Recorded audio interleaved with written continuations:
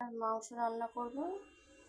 অল্প করে আলু দিয়েছি 8 পিস ছোটো ছোটো, পেঁয়াজ কুচি, আদা কুচি আর গোটা গোটা রসুন দিয়ে আমি বানাবো। গ্যাসটা ধরিয়ে দিয়েছি, কড়াতে তেল, সর্ষের তেলে রান্না করব। 2 চামচের মতন তেল দিলাম। গোটা মশলা আছে, গরম মশলা, স্টার ফুল, এটাও দিয়ে দেবো তেলে।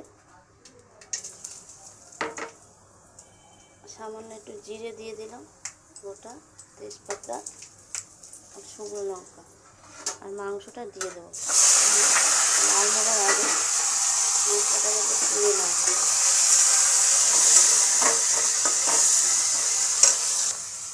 রসুন আদা কুচি দিয়ে দিলাম, রসুন গোটা গোটা দিলাম, আর পেঁয়াজ কুচি আবার গোটা কুচিটা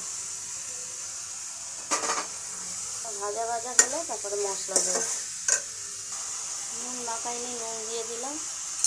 ভাজা ভাজা হয়ে গেছে। মশলা লঙ্কার গুঁড়ো, গোলমরিচের গুঁড়ো, মিট মশলা গুঁড়ো দিয়েছি আর হলুদের গুঁড়ো, গরম মশলা দিয়েছি।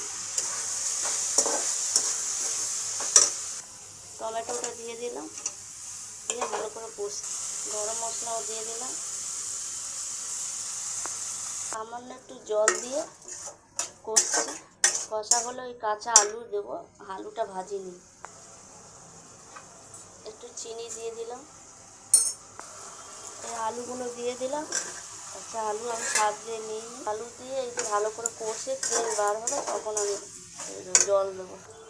কষা হয়ে গেছে, এরকম তেল বেরোবে। এবার আমি প্রেশার কুকারে দিয়ে দেবো, দিয়ে সিদ্ধ করে নেব। প্রেশার কুকারে বসিয়ে দিয়েছি, সিটি হবে।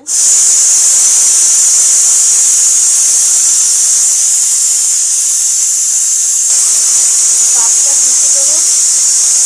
হয়ে গেছে পাটার মাংসের ঝোল।